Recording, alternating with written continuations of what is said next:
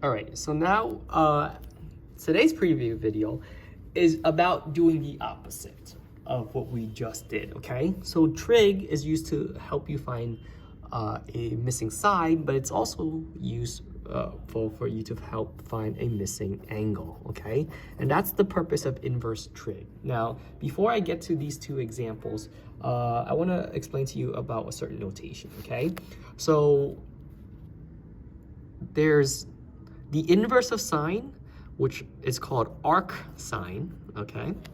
Or the notation itself is going to be sine to the -1 power, and you'll see that on your calculator.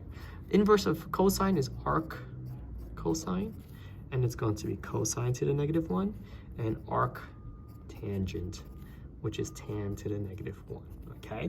So those are just notations. You just have to accept it. It's just the name that they decided. Instead of calling it inverse sine, now it's arc sine.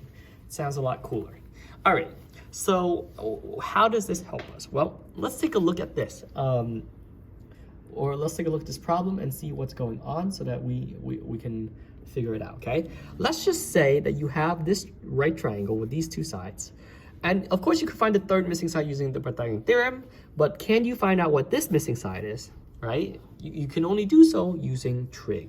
Now, based on what we did or today, right, or whatever, in the previous lesson, you gotta evaluate if this is the reference angle, this is where you're standing at right now, what is 21 to you, right? 21 is the opposite side of you, okay? And then what is 18 to you? 18 is the adjacent side to you, right? So basically, whoops, it's not missing. So basically, you have here an opposite and adjacent. And based on our knowledge of the trig ratios, we know that we're dealing with tangent because of TOA, right? We all know this. And so we are dealing with an opposite over adjacent side. So basically, if you take the tangent, right, of an angle, whichever angle, this mysterious angle, which we don't know, we're going to get, right, we're going to get opposite, and what's opposite? 21, over adjacent, which is 18, okay? Now, very much like an equation, right, in order for us to calculate this, you have to just basically multiply. In order to get to the answer, we're doing the inverse. So we're going to multiply both sides, right, by the inverse, okay? So the inverse of tan is tan to the -1 or tangent to the -1, okay? So it's going to be ugly, but basically what's going to happen is I'm going to rewrite this.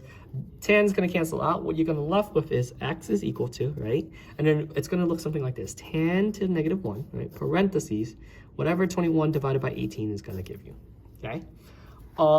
So how do you do this? Well, you take your calculator, right? Press on, whoops. And then you're gonna press the second button, then tangent, right? And you get the tan to the -1, right? Because you see the tan to the -1 in blue. And then you're gonna say 21 divided by 18.